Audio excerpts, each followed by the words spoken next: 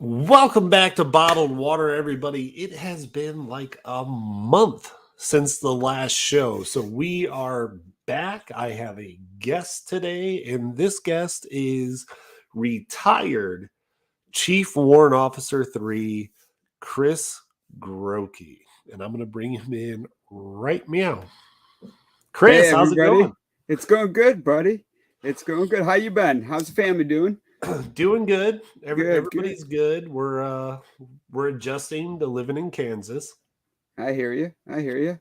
So I'm speaking to you from my little vault down here, or my AKA Monterey Railroading room. So The vault.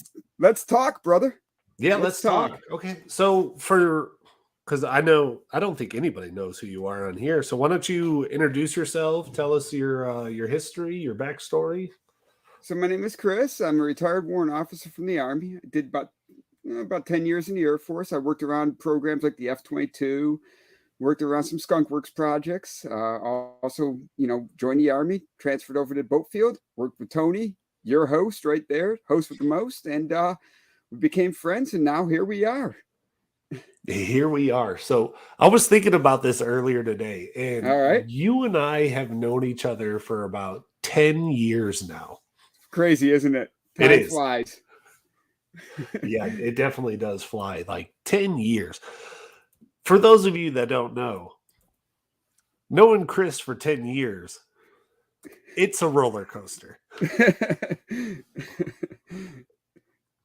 Especially when you worked with him for, we worked together for 7 years? 7 years. 7 years. But who's counting? I mean, who's really counting? Yeah, who's really counting? So let's talk about the F22 program. All right. So you worked on the F22 program, and tell us what you can about that. Well, the F22, as everybody knows, was designed in the 80s. It was designed basically on a bar napkin. A bunch of drunks hanging around saying, "Hey, let's come up the next generation fighter jet," or the ATF, basically, Advanced Tactical Fighter Jet. So that given said, Lockheed and Boeing decided to, hey, let's play the game. Northrop Grumman did the same thing.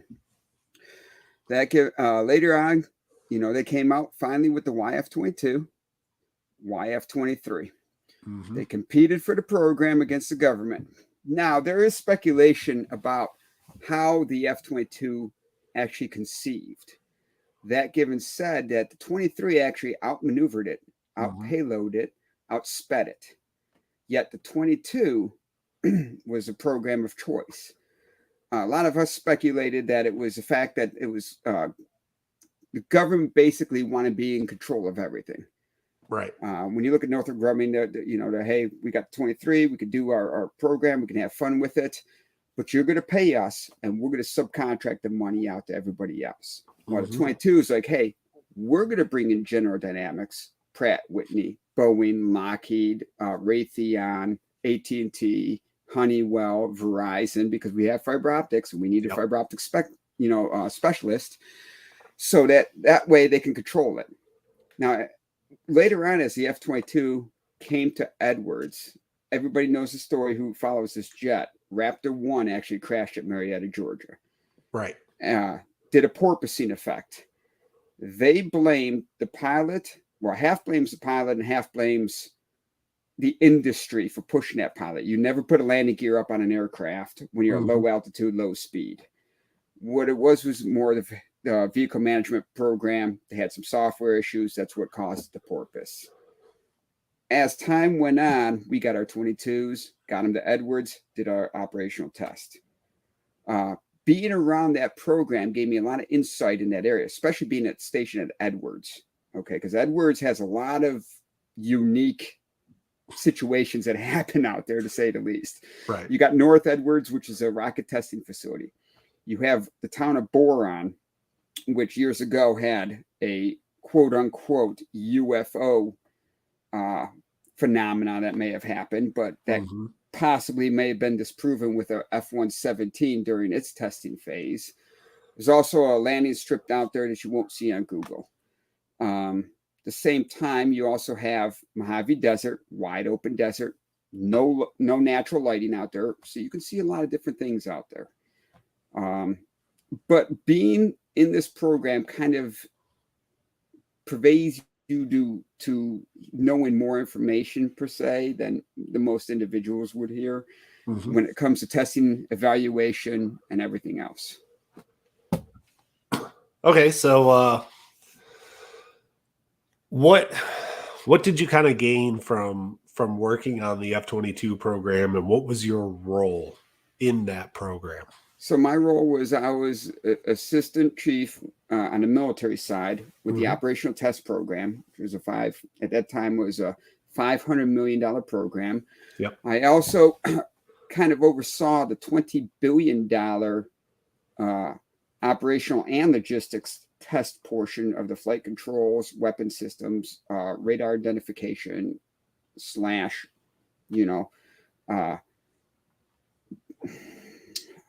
I guess the best way to put it would be radar diversion. Yes, of it, what you can say. Yes. Yeah. So that given said, you learn a lot. You definitely learn a lot, and you learn a lot not when it just comes to U.S. aircraft or military aircraft in per se, but when it comes to what your podcast deals with UFOs and everything and that kind of programs. So what I think is very interesting that you brought up, and I've looked it up before, and the F-22 program initially began in, I think it was 1981. The conceptualization of it was 1981. Okay. And the first bird didn't fly till 1991. Correct. And 81 is a speculative date, just so you know. Yes, speculatively.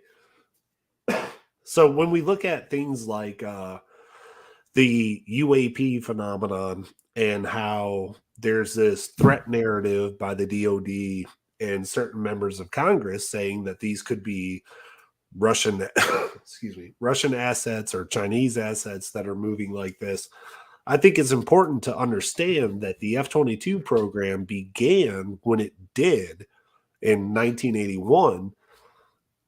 And if you look at historically what was happening with the USSR at that time, and that was pretty much the 9-year lead up to the collapse of the Soviet Union. And we started flying these stealth fighters while the Soviet Union had collapsed, and there really was no budget for them. China had not entered the global economy at this time. They're using a bunch of leftover Russian equipment or Soviet equipment. And we're supposed to believe that even though it's a 30-year time span, you have to take into account the leap in technology that they would have to somehow create to create these craft that are moving the way that they do and exhibiting the characteristics that they do. Right. Now,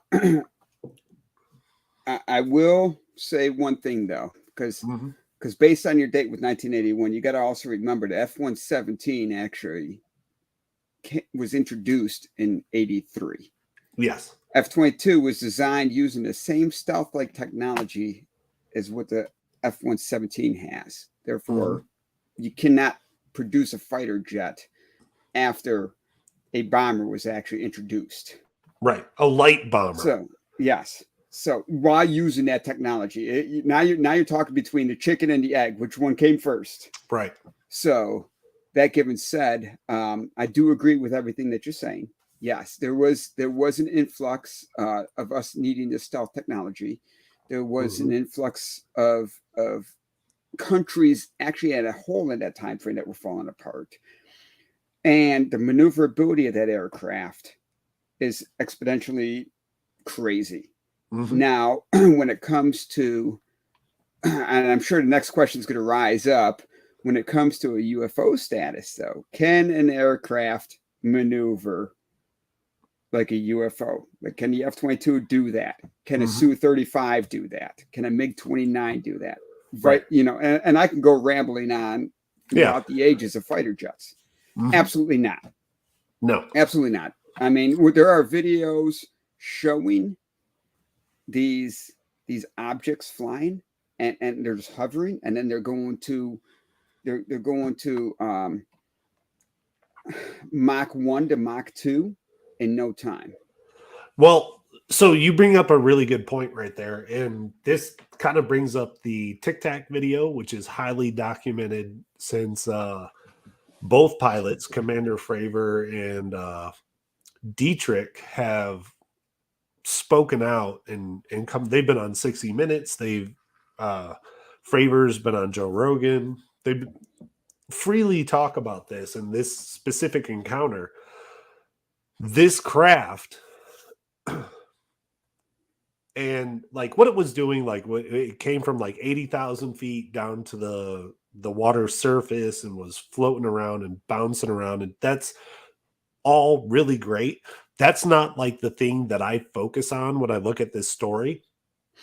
What I focus on when I look at the story is you have from the USS Nimitz radar confirmation saying this craft moves 60 miles in like 2 seconds. Right. So that kind of like I did the math and it was like Mach 108. Right. And it had to have been going like 180,000 miles an hour from a sub supersonic speed where Right. it was mimicking the corkscrew of Commander Fravor coming down on it. And that really, to me, is the biggest piece of evidence that it is not anything. Russia doesn't have anything that can do that. Because you have to look at fuel to weight ratios. How much fuel does it have? How much it has no control surfaces. So how is it even flying? What is the propulsion for it? There's all of these things that we think about when we talk about aircraft and how they fly. And people need to understand that lift to drag ratio and all that. Yeah, and people need to understand that fighter jets, they don't have like a 2,000 mile range or a 4,000 mile range. They don't have like a huge, they are specifically designed to do specific things within a range without refueling by air. Correct. And if you have a craft doing this and then it shoots off the way that it does, that immediately raises red flags. Like, holy shit, your radar picked this up and it's the same radar signature as before. So that tells you that it's the same craft and it traveled 60 miles at Mach, nothing any supersonic weapon can do. And by the way, this happened in 2004. Right. So it's something that really needs to be, I think that's one of the big tells of this encounter, that it's not Chinese and it's not Russian, because the Chinese cannot build a proper engine for their stealth fighter. I mean, they can't even really build an aircraft carrier that's effective. And you're absolutely right with that. The only possibility that could bring that on is using the magnetic lines of flux of this planet. Now, we've heard of Maglev technology. I mean, let's just face it, Maglev technology has been out there for years, all the way back to Six Flags Magic Mountain. Yeah, well, the Superman with ride Superman. uses Yes, Maglev. Exactly. And the military has been testing Maglev technology well before then. I mean, if you look in Vandenberg Air Force Base, and you can look at all the geology sites and all the tremors that go on, it's always in a straight line. It's always within about a 10 to 15 mile length. Yeah. And there's a track there that they're actually testing weapons on. I mean, it tested drag cars on it in a sense. So there's nothing that could say that Maglev technology can't do that speed. But no, there's not. But that given said, the maneuverability, that's going to be a factor now, because now you're fighting Earth's gravity. So, and though I'm still a skeptic when it comes to UFOs. We'll put that out there right now for your viewers. That is one key factor right there. Well, I think it's also important to note that in these 3 big encounters that were released, they said that the craft that they were engaged with was actively jamming their systems. Right. So you, having been in the Air Force and having been in the military for 23 years, if you actively jam another craft or another entity's weapon systems, is that not an act of war? It would be considered an act of war, yes. If your intentions are hostile. Because you got to remember, proving hostility is hard. Yeah, extreme high RF energy can jam a radar. So if you're emitting a crazy amount of RF energy, it will jam a radar. Or magnetic energy can jam a radar. That's but you got to also remember, Tony, that we're talking about technology that's being seen in 2004, 2005, 2006. Just remember, the SR-71 came out in the 60s. Yep. And we were able to do that kind of stuff with the SR-71. So this technology is nothing new when it comes to us. So, but the SR-71 also wasn't, it had gaps in its panels because it flew so fast that once it reached its speed, those gaps closed and it leaked fuel at ground level. You're right. And the gaps were there for speed and drag on the aircraft, but I'm talking about radar technology though, and radar jamming technology and aversion technology that was there with the 71 and a U-2 spy plane. I mean, a U-2 spy plane even had some radar absorbent material on it when it first came out, when NASA was first using it. Yeah, when NASA was using it for their weather. Yes, for their weather. Not that they were lied to by the CIA or no, because our government is straight on. They're straightforward. They are honest with their people. So we absolutely 100% super honest. I can't believe you're pushing me to this. I mean, what the hell? Well, you brought it up. I know I did. But it's really interesting, and it would be great if what we're looking at is it would have to be a quantum leap in technology, because we really exist in a period where all planes have the same conceptual design. Right. You have wings. Right. 99% of planes have vertical stabilizers. I know the B-2 bomber and some don't, but a majority of them do. You have a jet engine or a prop that is creating a push and pull effect to make it go forward, and you have to have lift. And there's only so many G's planes can take, so much acceleration they can take. Well, so many G's a pilot can take, not so much the airframe itself. Yes. A pilot. Which brings up another kind of conflict in the UFO world is the Tic Tac driven by a pilot, whether it be an ET or an extra dimensional being, or is it some type of drone technology, AI controlled drone technology that can withstand going from 400 miles an hour to 180,000 miles an hour? Well, that's the question out there. But for your listeners too, you got to remember 1903 is when the Wright brothers tested their Kitty Hawk. Yep. Now in the 60s, we're talking about doing Mach 3 already with the SR-71.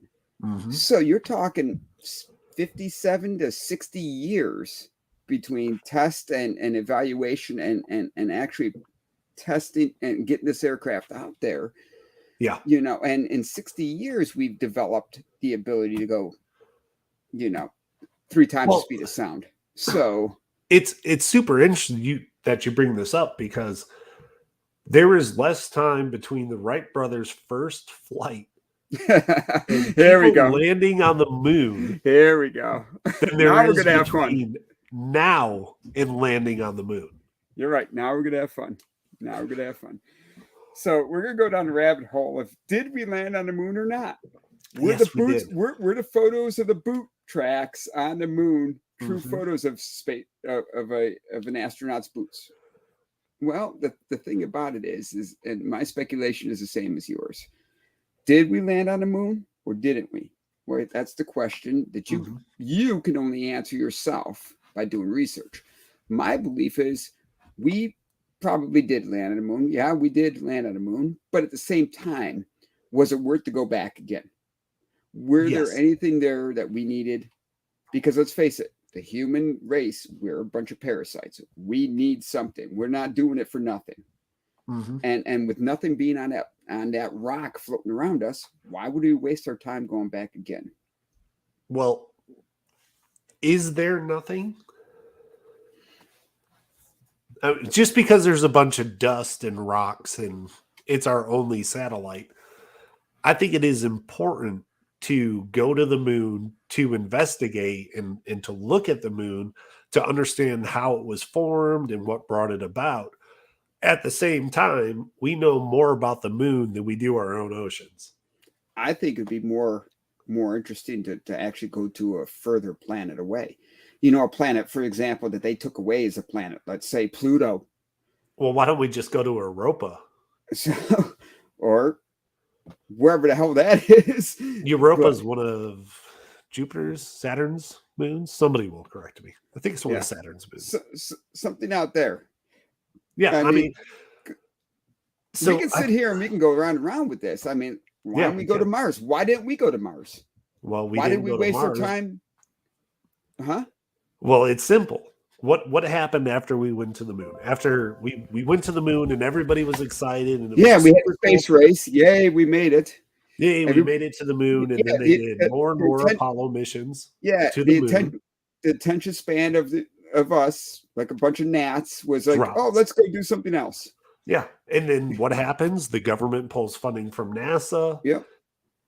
And then NASA becomes a shell of its former self. Yep. And then they keep going, and they keep going. And this kind of brings us to today's narrative, where you have Bernie Sanders, and this is probably going to lose some followers, but you'll be all right. Here we go. Bernie Sanders, I think it was today or yesterday, he was like, I don't want a SpaceX flag on the moon.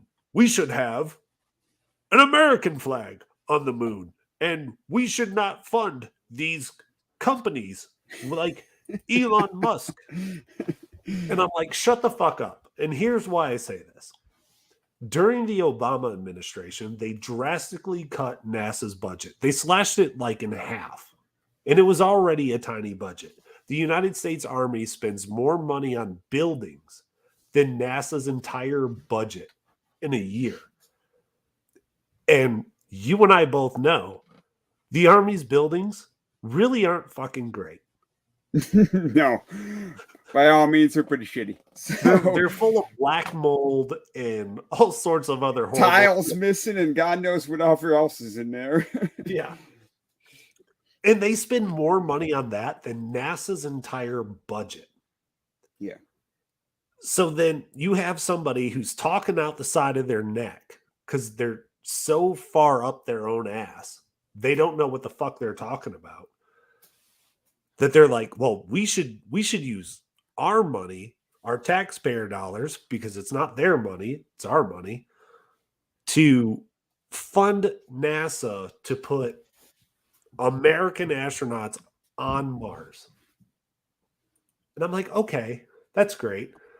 NASA has a problem where they don't compartmentally, they don't talk to each other.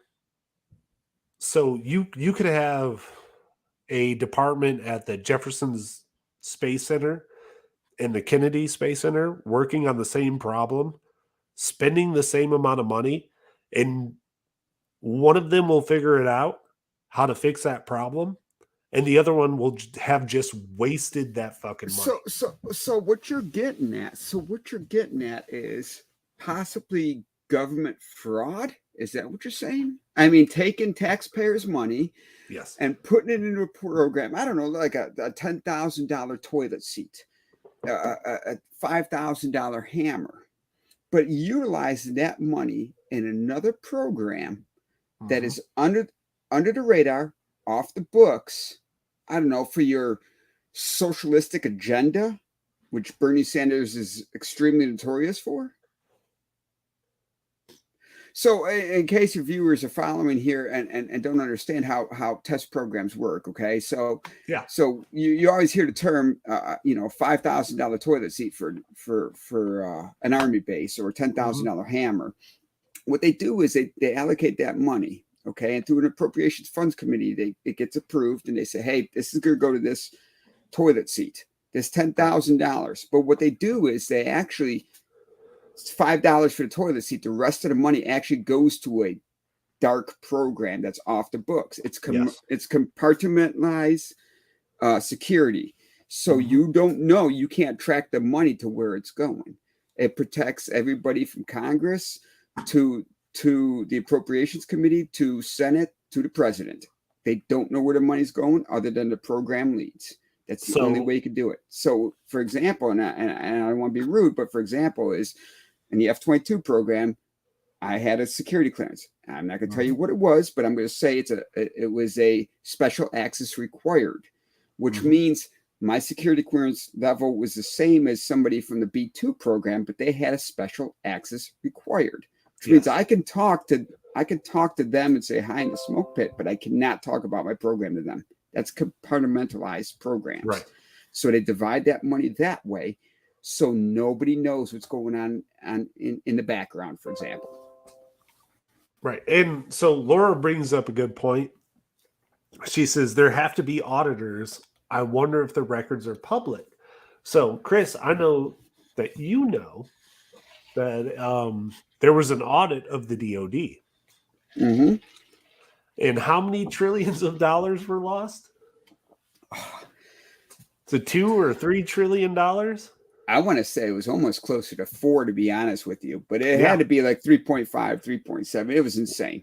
It was a lot of money.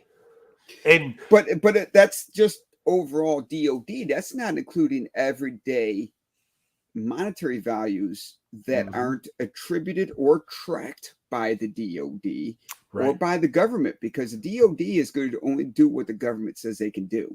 The government does the same thing in their programs, like the EPA, the FBI, DEA, everything like that. It's all compartmentalized, DARPA, ATIP, everything, just so they can not so much hide, but basically hide funding, skim off a little and hide.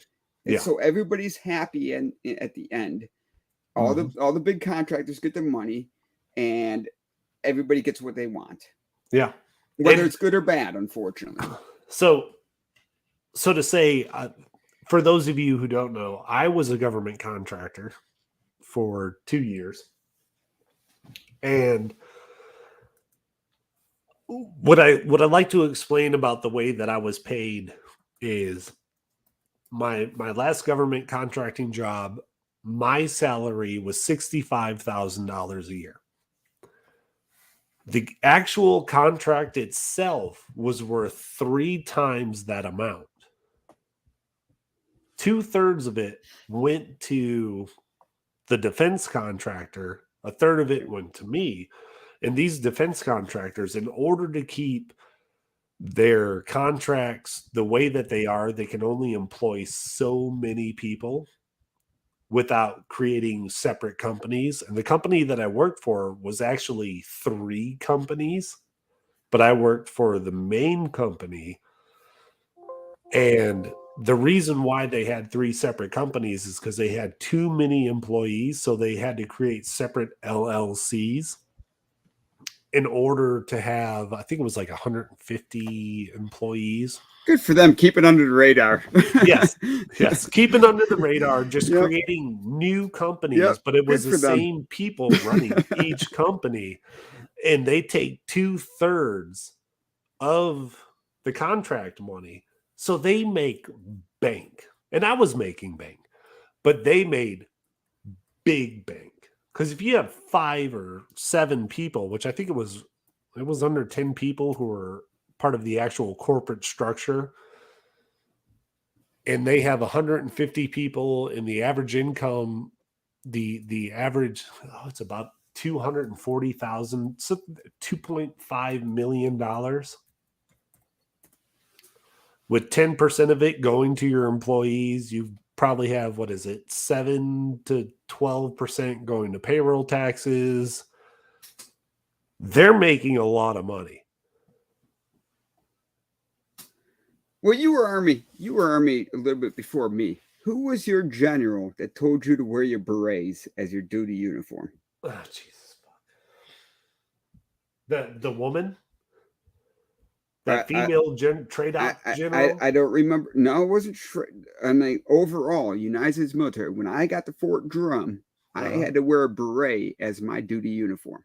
Not a PC or anything like that, just a beret. Yeah. You know that guy made some money, because I guarantee you he probably had stock in that. It's the same way the way the government does things. So we're going to go this route. So UCPs, the digital camo. There you go. There we go. Now we're going down a rabbit hole, brother. Now we're going down the rabbit hole. It costs the United States Army over $1 billion. Nah, taxpayers.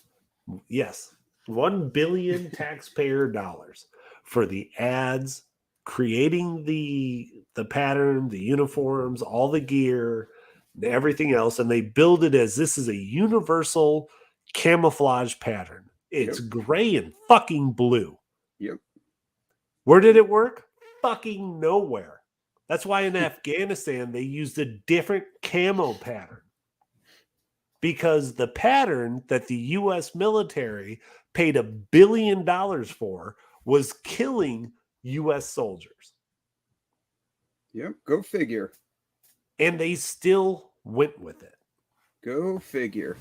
And what was it? 2015 when we switched to the fake Afghanistan pattern? Not multicam. When we switched over, you kept wearing the UCPs because don't you judge me on that. Don't you judge me. You don't fucking follow the rules. Those ACUs will last me to the day I died, man. I was the only one wearing ACUs up to the day I retired, man. I think I was over the expiration date on those things by far. Yes, you were. And not only that, they were fucking burned from your exhaust on your motorcycle. Oh, okay. You gotta just put a person down while they're on live. Okay, that's good. I see how this is. Putting you down like you cared. I didn't care, because when I was the best chief there, I knew what the fuck to do. When they needed somebody to fix their boats, who was there? When they needed people, yeah. Well, before you came to my little squad, so you judge me on that. Now, just because I had my Red Bull and cigarette in the back of formation, man, it wasn't a big fucking deal. It was when you were my problem. Because you did the same thing. I did. It's not wrong. Don't go rogue on me now. Oh, shit. Now, let's go back to the next topic. Yeah, next topic. Shut up. Docket? Topic? What are we talking about here? Fuck you. You're the one saying it, not me. Yeah, not good at words. Yeah. I was in the Army, so obviously my IQ is not what it should be. It happens to the best of us, brother. So I want you to watch this. All right, show it to me. You're a religious person. Okay. Much more than I am. Okay. The following footage may be considered disturbing to some viewers, Discretion, viewer. No, that's a typo. Viewer discretion is advised. Gotcha. Yes, it is. So this In is tonight's episode, we're going to actually show you raw footage Can I mute this? of a walkthrough of an investigation that we did. A lot of viewers request this Can you hear constantly. this? No cuts, no edits. I can hear it. I'm going to give you right now Oh, I in can't. tonight's investigation. Fuck me.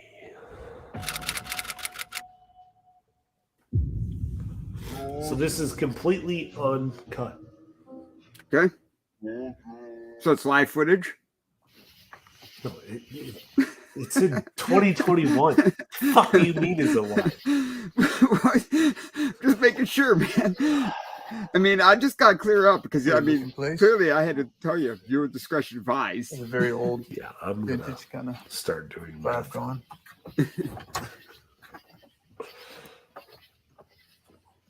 Why can't I do this? Hello. I feel like I'm in an American Horror Story right now. Oh, she's weird.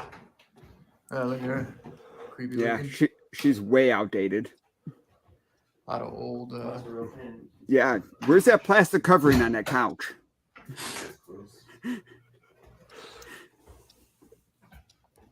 Oh, look at this. Okay, so Do not turn. there was nothing on the table, right?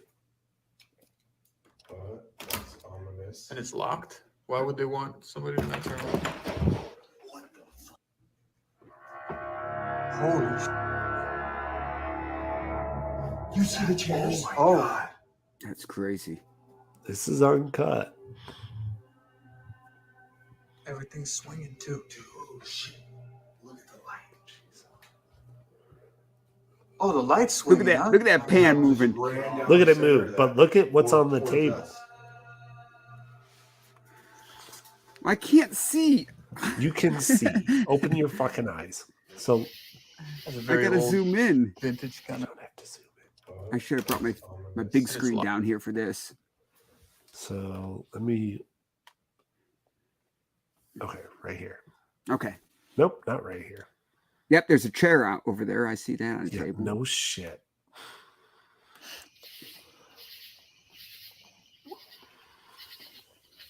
So they're coming up to this place. It's super creepy. They're probably in the woods somewhere in Weird looking Georgia. Well, they are in It's a Georgia. very but old There's probably somebody vintage playing a kinda- banjo. Vibe going.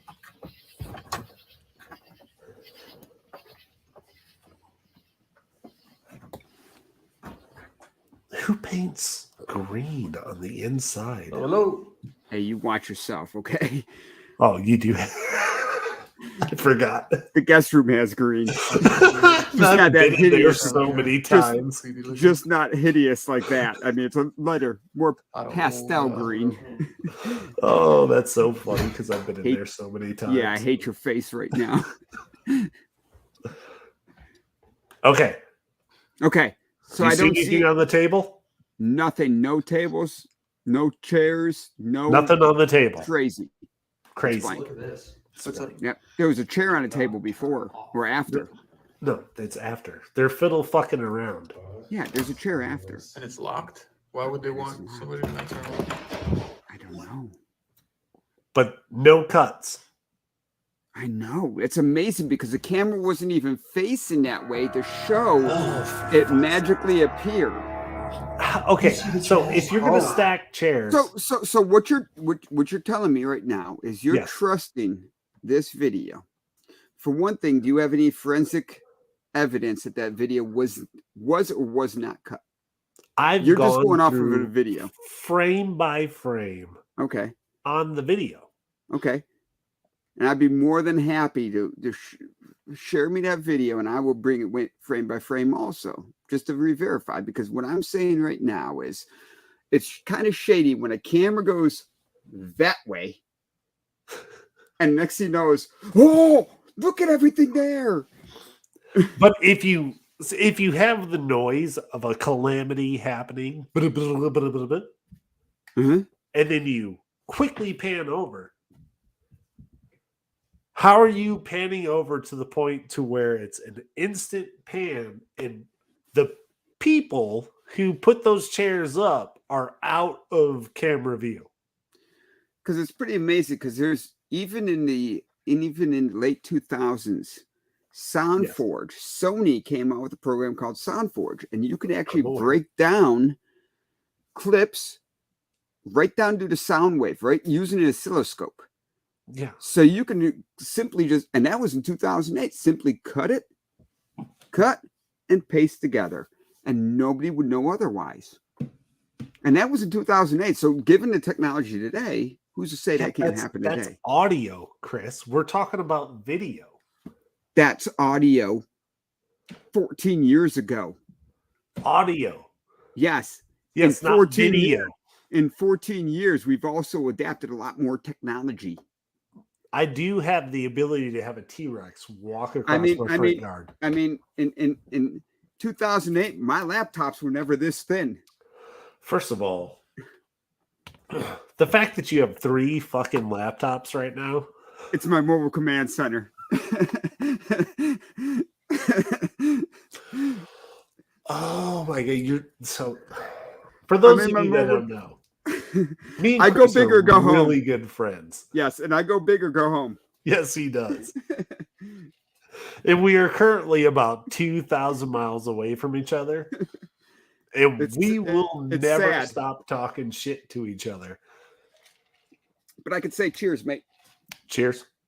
I finished mine again. Just so you guys know, he might have a problem. So just keep it on a down low. Don't let him know about it. But, you know, I still have some. It's only a problem a little low. If we're arrested. I mean, we're so far away from that. Let's get it back on a conversation here. So the chair stacking. We're having fun with this. Let's go with that. Yes. There's a lot of chair stacking.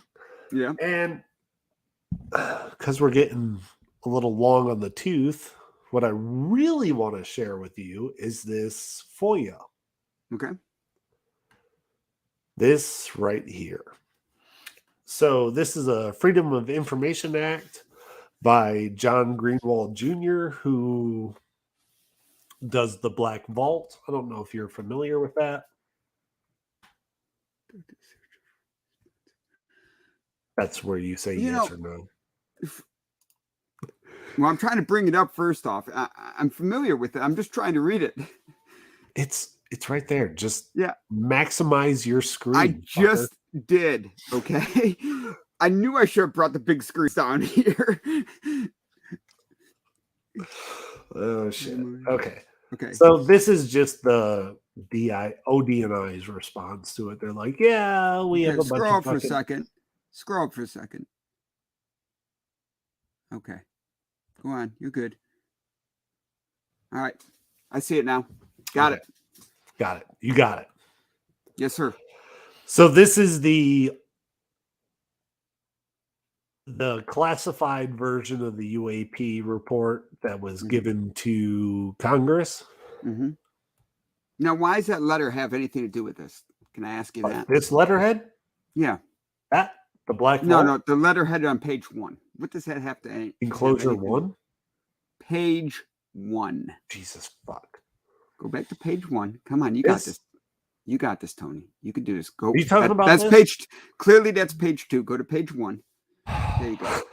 What the hell does that have to do with anything? This is how every FOIA begins. Like, this is the response to every FOIA. Okay. So they're trying to do a FOIA on something that happened in Georgia, but this is coming out of California. That's why I'm trying to figure out here. Fucker. He lives in California. He is doing a FOIA from the DNI. DIA. Oh, okay. Try to fucking follow up. Hey, I just checking the block, man. Checking the block. Hey, we're keeping everybody on their toes, man. We got to check. Everybody's so confused right now. They're like, okay. Why are they talking to each other like this? Okay. So is he part of the Koch brothers? Because definitely the Koch brothers, Coca-Cola, Disney, and I mean, whoever else. Black Vault. Right. He put his little banner here. I like that. That is a cute banner. Cute. He put it. And I'm not going to talk too much shit because I do want him on the show. So. Yeah, that's pretty cool. Keep moving along. Let's get to the meat and potatoes of it. Yeah, so first of all, why is this redacted up here?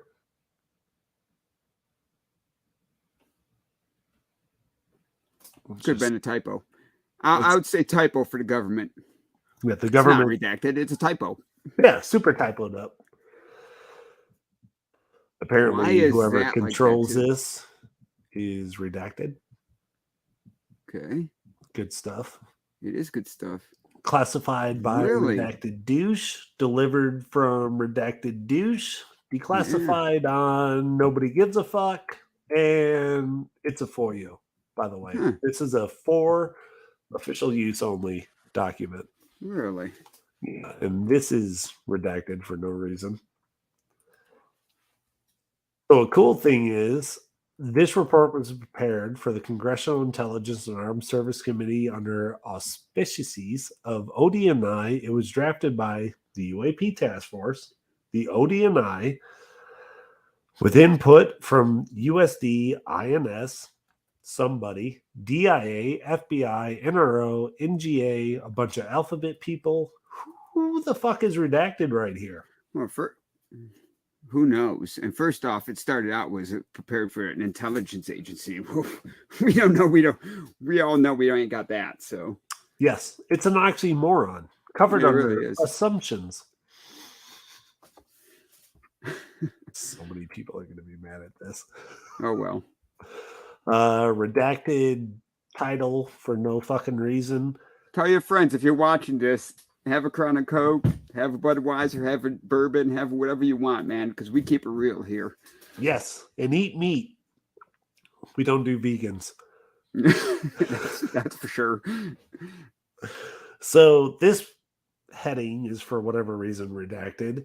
Which As a result, the UAP task force concentrated its review on redacted, describing incidents that occurred between 2004 and 2021. Review on what? Why the fuck is it redacted? And why is this redacted?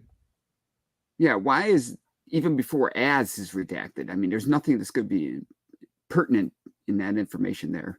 No, but they use the same title to redact this.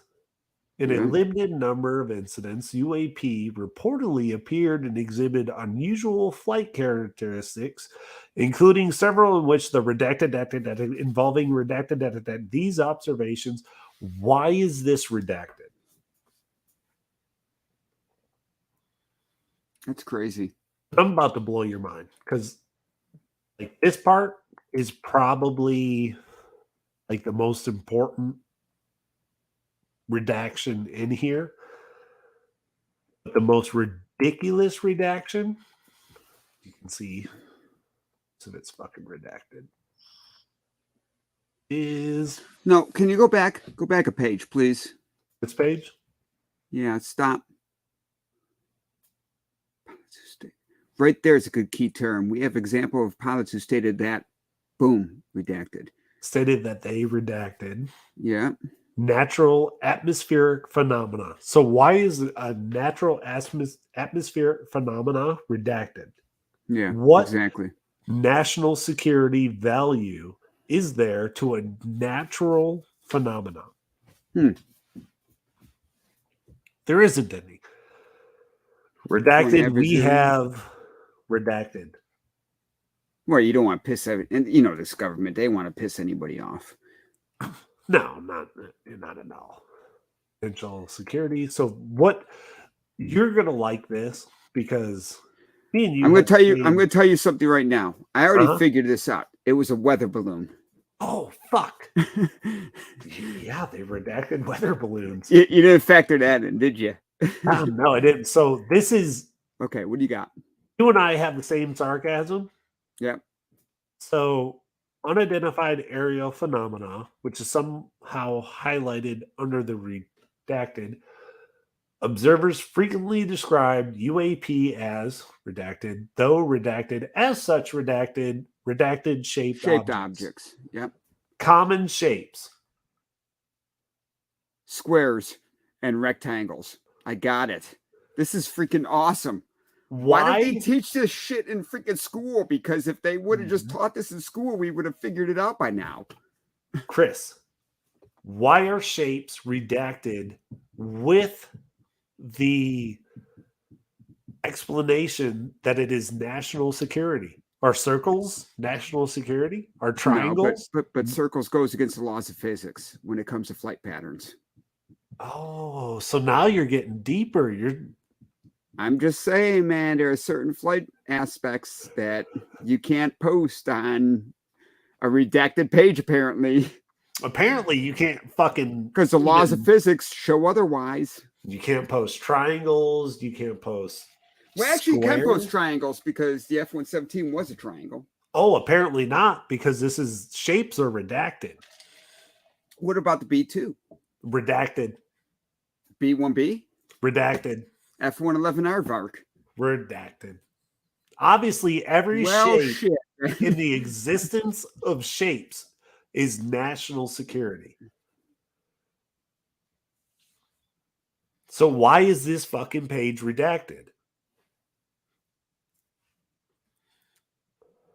Are you asking me, or are we gonna have fun? Yeah, I'm asking you. Why is this page redacted? Well, because once again, any other proven shape against physics, they will not post on there. I mean, especially when it comes to movable objects. So, I mean, you can't have a weather balloon, for example, that they said, hey, for example, I watched this aircraft do 1.5 Mach. Well, what was it? Was it a weather balloon? Nah. Was it the USS fucking Enterprise? Nah. Nah. Was it a Klingon warbird? Nah. I have a Klingon. What was it? We're gonna redact it, just so you don't know. Yeah, but the biggest problem is that it could have been shapes are redacted. I understand it, but I mean, for fuck's sake, dude, it could have been a Star Destroyer. Okay, so a triangle. Yes. And I'm going to throw that at you right now. A simple triangle, a simple Star Destroyer. Yeah. No, because they all break the laws of physics. So anything that isn't proven in our eyes, scientifically proven in our humanity eyes, breaks the laws of physics. So they have to redact it out, because if you don't, you fear the crowd, I guess. Get the crowd stirred up, scared, wondering what's going on, whatever the case may be. Whatever you're trying to hide, or whatever you're trying to disclaim, people will start asking more questions, because it is human nature. Well, so, triangles, you can explain away triangles. B-2 bomber, F-117, B-21, you can easily explain away triangles. Yep. It's the other shapes. It scares the hell out of them. Cubes, orbs, shit like that. So the Borg is coming. Well, there are testimonies off of Oceana, NAS Oceana, from the F-18 pilots out there, that they had near danger close encounters with cubes inside of a bright orb from the pilots. Okay. My question is, we have all of this information from NAS Oceana, and nothing from Langley. Nothing. Not a peep. And if you're going to tell me that Langley's radar does not overlap Oceana's. First off, I'm not going to argue that, but what I will throw at you, how about this? How about it was, how many UAVs does it take? How many remote control vehicles does it take to make a cube? To make a cube, it would take 8. And then you can have 9, one in the center. And you can have 4 cube. points. Yeah, they can see an outline of something. Now, look, I'm not trying to disclaim you by no means, but I'm having fun with this, because, I mean, if you have 4 points, so if I take this right now and say, okay, here's one, and then there's one at the bottom of each corner, and then I make this 3-dimensional, and then I have one in the middle. From a distance, from a radar, what is radar seeking? Radar's gonna bounce back on the surfaces, but at the same time, when there's multiple surfaces in a three-dimensional shape, It'll radar read it as was one object. Yeah, exactly. If they're close enough, it'll read it as one object. Exactly. But the pilot seeing a three-dimensional cube inside of a bright orb at a danger close, coming across its starboard wing, its right wing. So they saw a fat goose. Yes. Then it flipped them off. Yeah. Yeah. So You need to play a video. Always fucking put a video up there and let's see. I don't have a video of that. The DIA won't release it. They just won't. They won't let us see the video. By the way, if anybody, I know there's 6 of you watching. If any of you have any questions for Chris, go ahead and put it down in the chatty chat. Oh, I have a notification. Or Tony, just for us to get at each other's throats. Don't ask me questions. If you want to see more entertainment, me and Tony going at it, just bring them up. Bring them up. Right, because we're kind of at the point where I kind of want to talk about politics. All right. Well, maybe we should take a station break for a second. You want to take a 10-minute break? Yeah, let's take a 10-minute break, my friend. Well, let's take a 5-minute break. 5-minute break sounds good. Way to meet me halfway. Let's take a 10-minute break. Let's take a 10-minute break. How about a 5-minute break? I hate 5 your minutes. face. I hate your face right now. Oh, you're 2,000 miles away. There's nothing you can do about it. Love you. All right, we're going to take a 5-minute break. I'm going to pull us out, and we will be right back. Most of you probably won't be here, but don't pull out. It's never good to pull out, but go ahead if you need to. Never pull out too early. Always wait till the last second. And that's going to bite me in the ass. Yeah. Well, hey guys, look at my my great artwork here.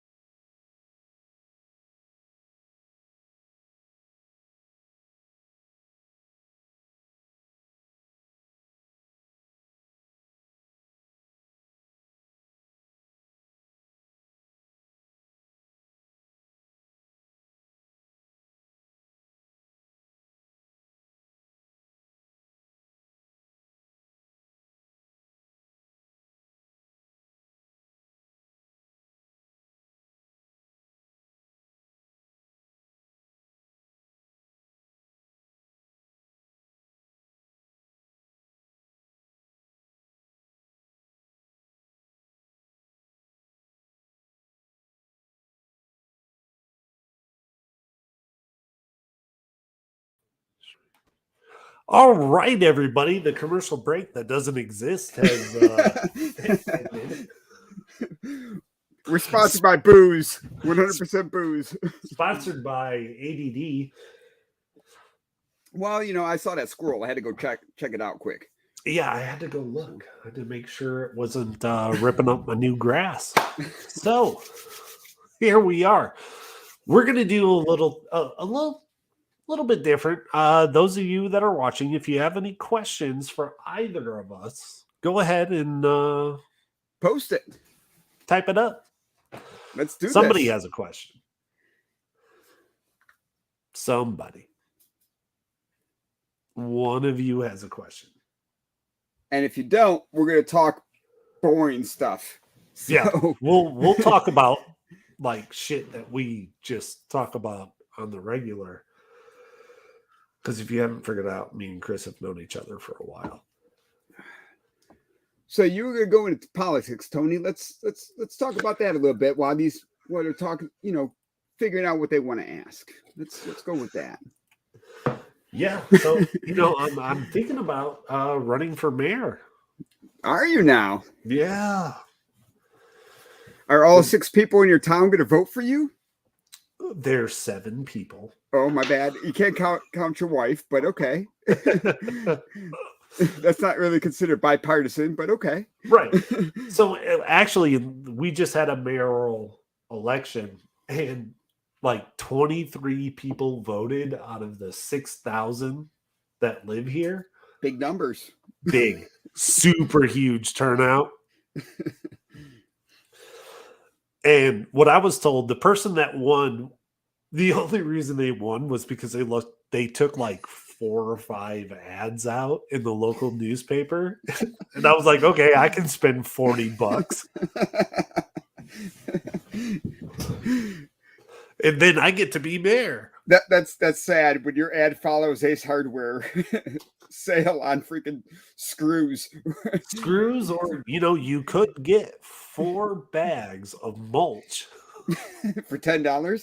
for $10. Actually, that's not true. We could have gotten 5 bags of mulch 2 years ago, but I'm just saying.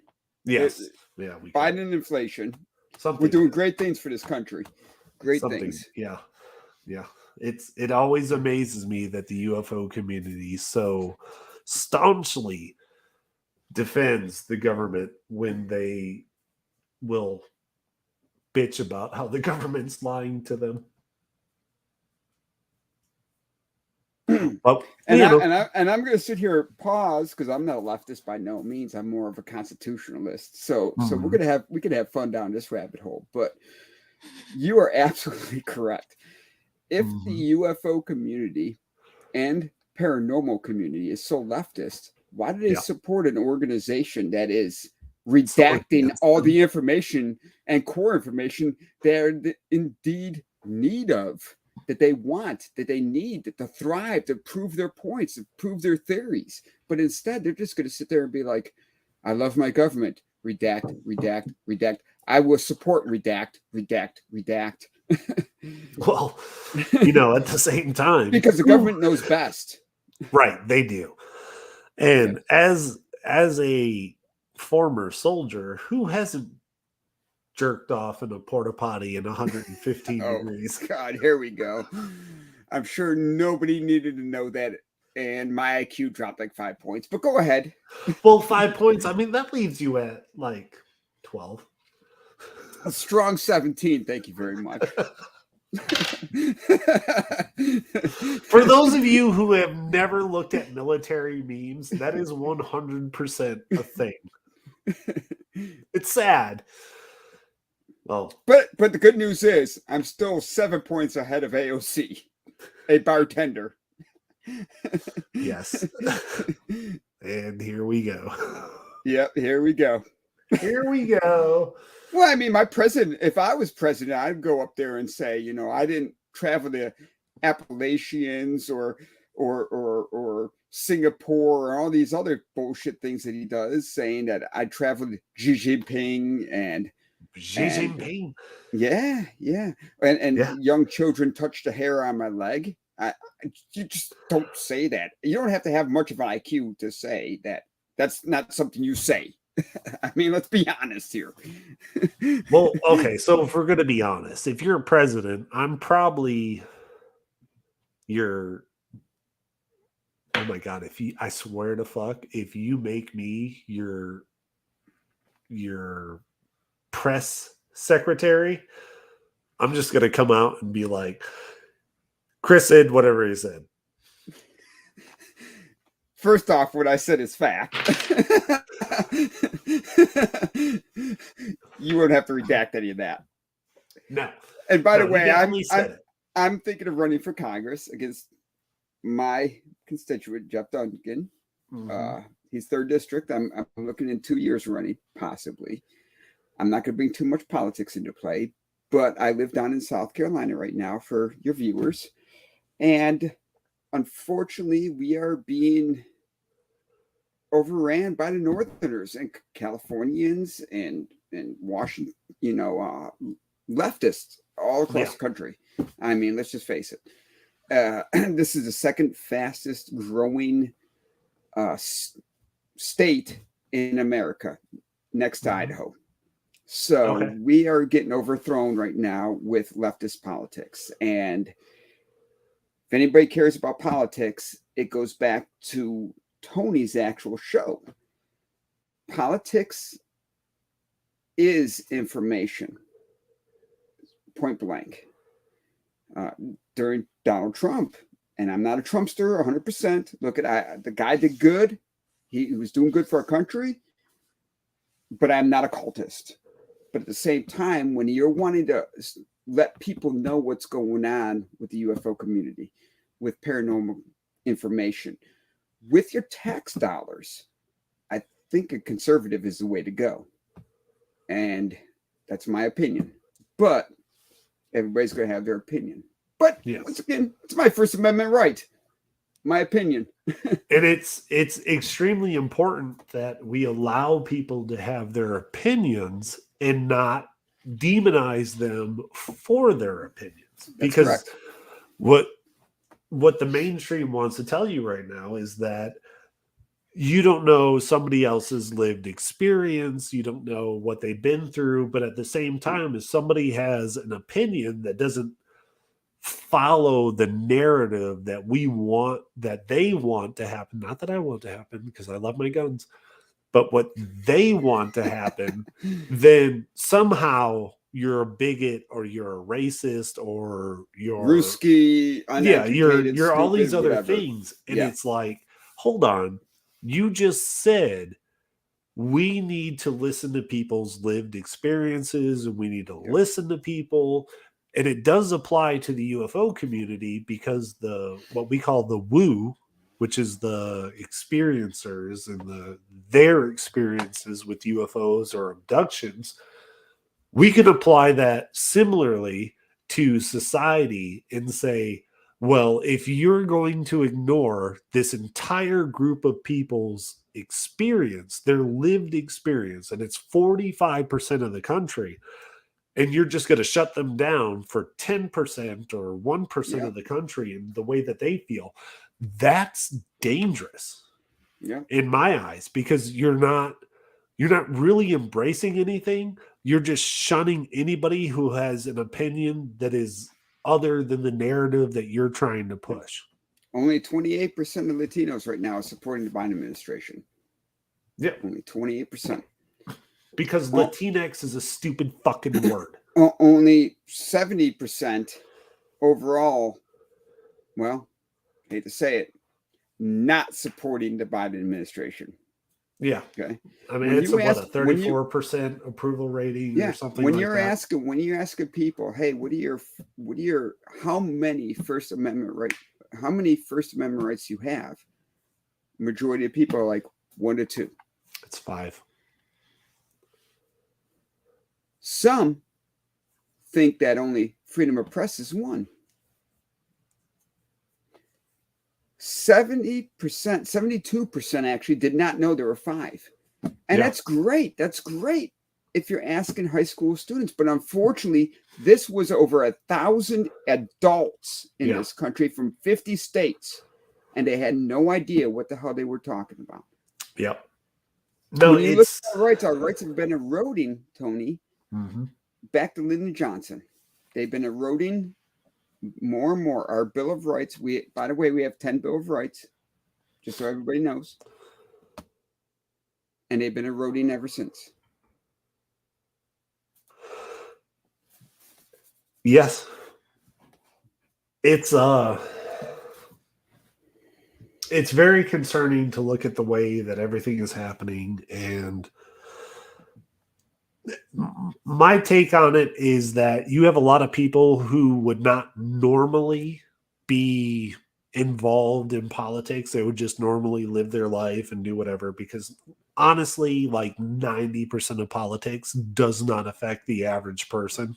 Right. It does not affect their life unless they're raising taxes or creating new taxes or lowering taxes. It just does not affect people's lives. But we live now in this weird time where you have all these people who would normally not be involved in politics that are involved in politics. And it's like, dude, you play video games 18 hours a day and you give a shit about the president or stories about the president, and you defend them with like this vitriol that just should not exist. Like it doesn't fucking concern you in your daily life. It blows my mind how radicalized the media has made people over the last, and it's not since Trump became president, it's honestly since 9/11. That's right. And you could sort of go back into the Clinton era, but if you talk to people who were born anywhere from like 97 or 96 to the point to where they weren't old enough to comprehend what happened. Can I cut you off for a second? Yeah. Because you're going to go back and talk about the Clinton era and politics don't affect them. But let's look at Ukraine, for example. That now actually was started during the Obama era. Mm-hmm. We're the ones that funded them. Yeah. We're the ones that sent over CIA operatives to train their military. Mm-hmm. Western Ukraine was the ones that were bombing Eastern Ukraine because they were still Russian counterparts. Occupied. Yes. Yeah. They've been murdering them, killing them. For what reason? Well, they've been politics. launching all politics. Yeah, and they've also been during the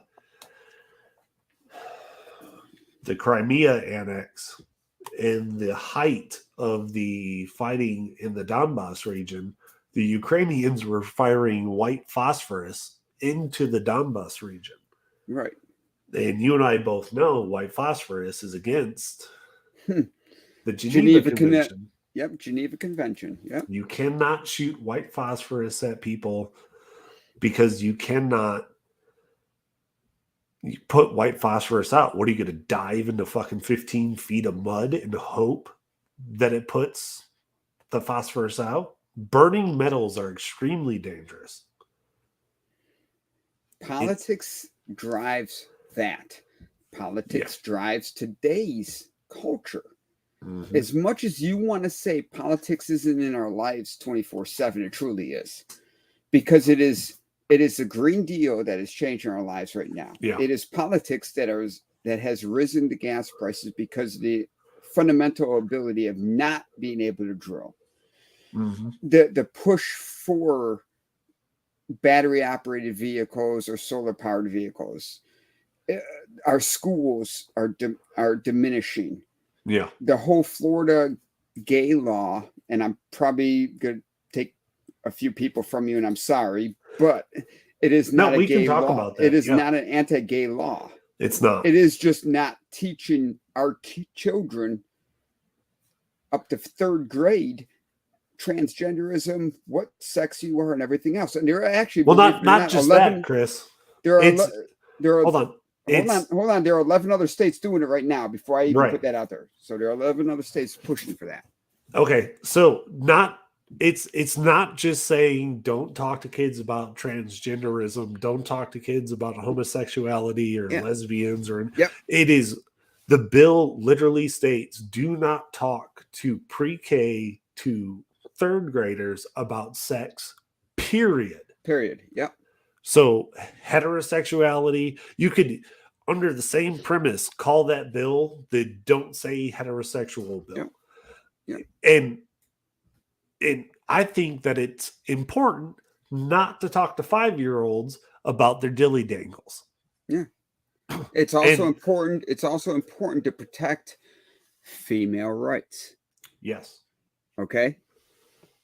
There are counterparts. Females and males, that's what make the world go around. That's how we do things.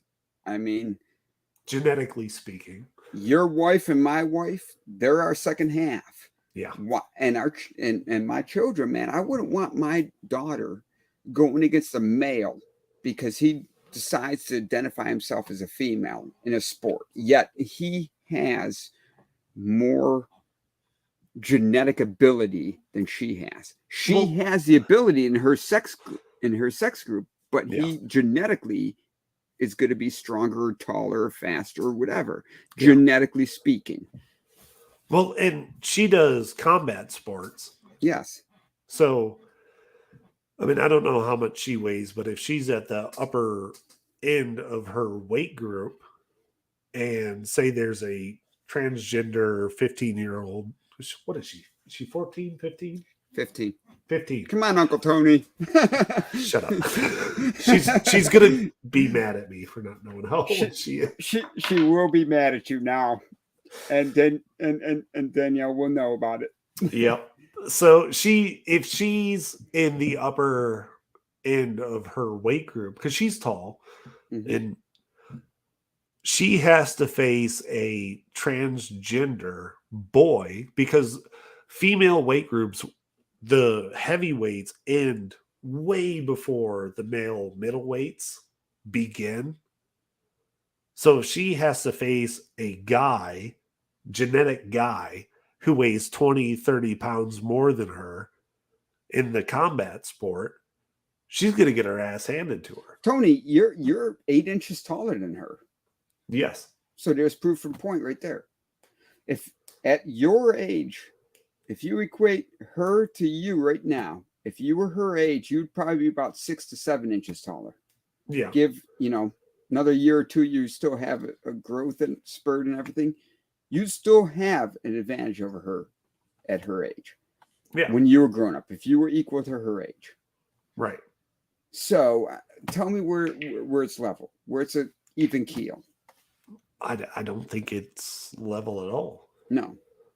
And people might get mad about that, and that's fine. But if you get mad about that, you're kind of ingrained into a narrative where you're just not thinking about reality. You're ingrained to following a narrative because you have no thought process of your own. And you allow yourself to be ingrained in that narrative. Yeah. And I think that narrative is dangerous. And you can look at the MMA with the transgender MMA fighter who was breaking orbital bones of women fighters. And I was like, holy shit, how the fuck is this allowed? Yep. This person was a guy for like 25 years of his life. Decided to become a female. That's 25 years of testosterone. He was also an Army combative trainer. He was a level Army, 4 combatives. Yeah, he was in the Army. He was I'm looking up right now. His name is Sarah Chance. Sarah Schneider Chance. Now a sergeant in the United States Army. Schneider Chance is seeking another glory. So, I mean, when you look at that, I'm not a sexist. No. You're not a sexist. We've known each other long enough. Yeah. But if you want to keep, and this is what the liberals are always screaming, if you want to keep everything equal, keep it equal. Yeah. Don't move the goalposts because you want to appease 0.02%. Keep it equal. Women have fought throughout history to get their rights. Mm-hmm. They well-deservedly earned it. Well-deservedly earned it. Let them keep their rights. Why are you changing it? Yeah. And you know, I'm not really against, like, if somebody wants to be gay or a lesbian, you know, I really don't give a shit. Do whatever the fuck you want to do. The problem that I have is that it has become their central identity.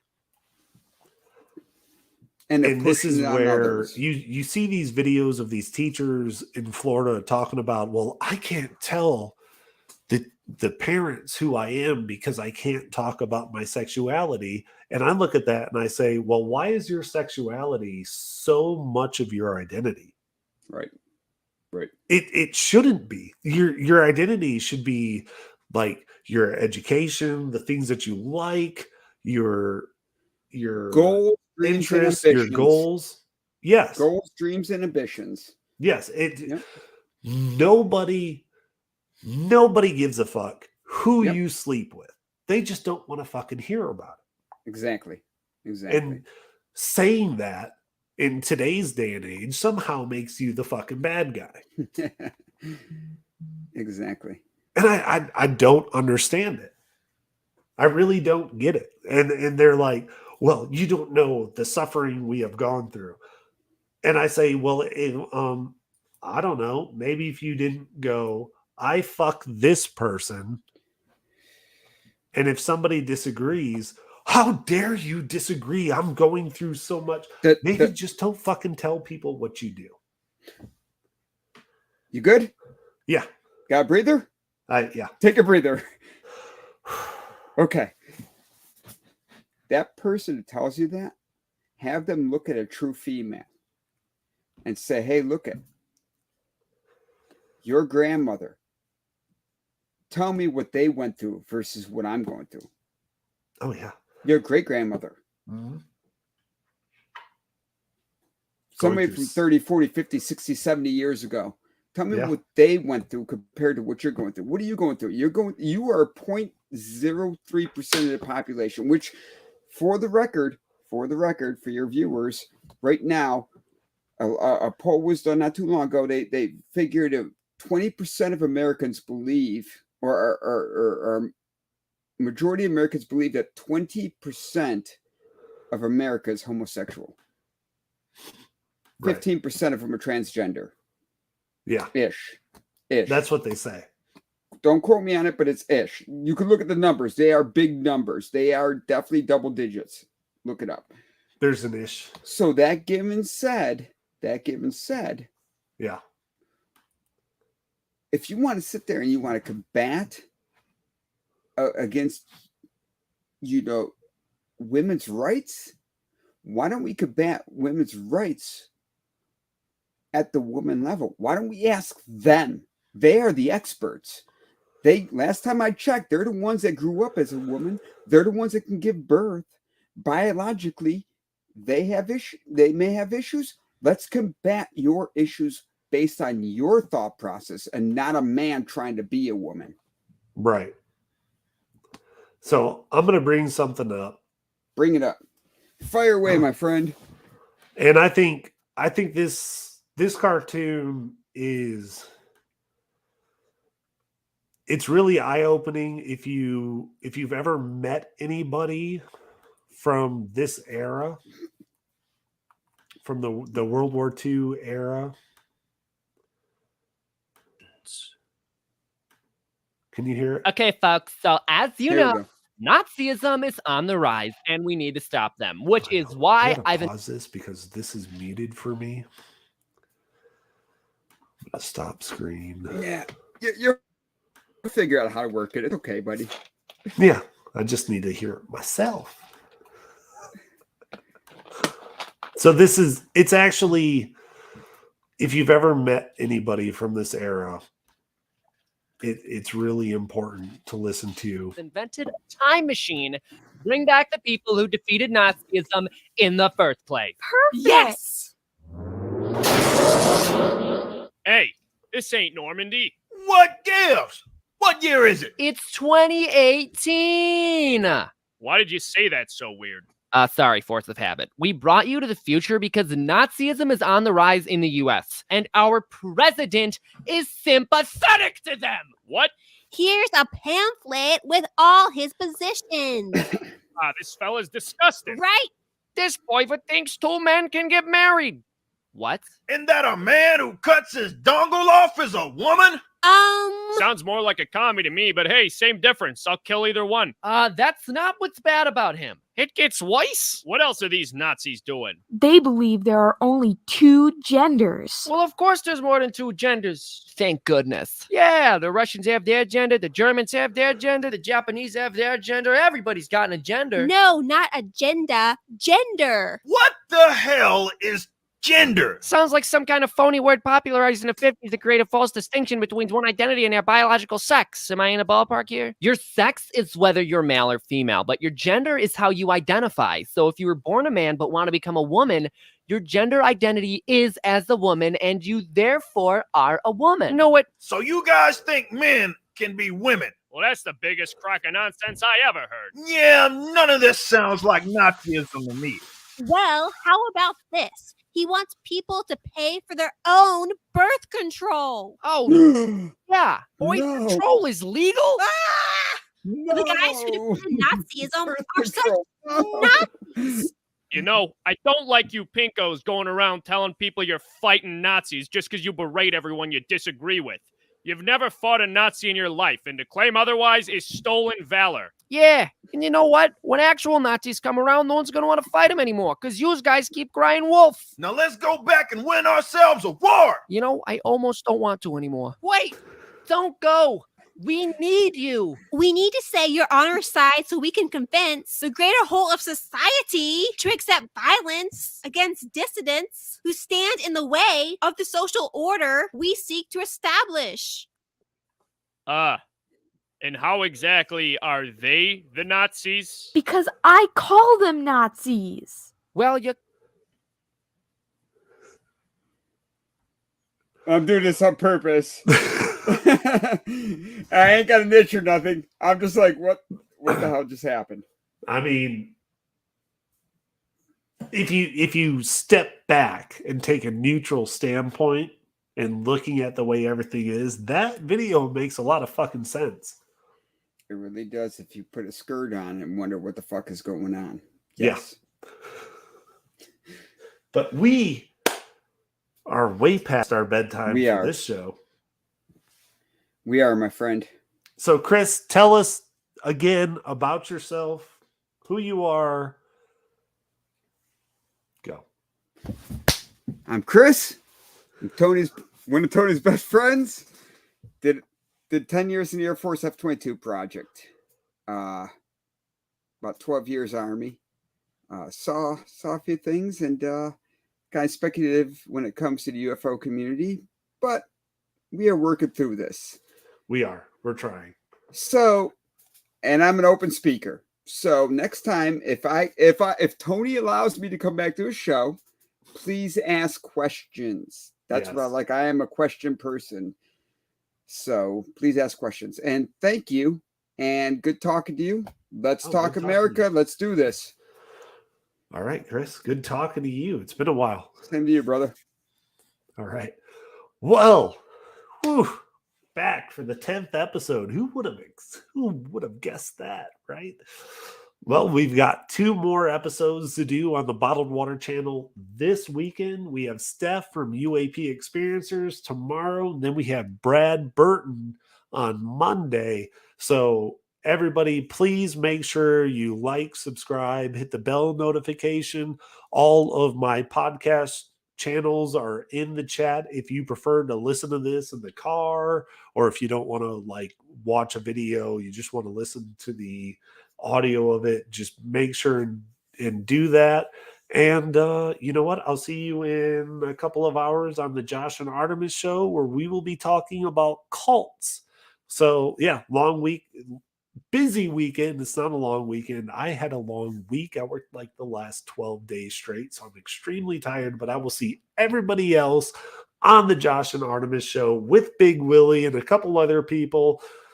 I just want to say peace. And now here's that awkward part where I slowly end the broadcast.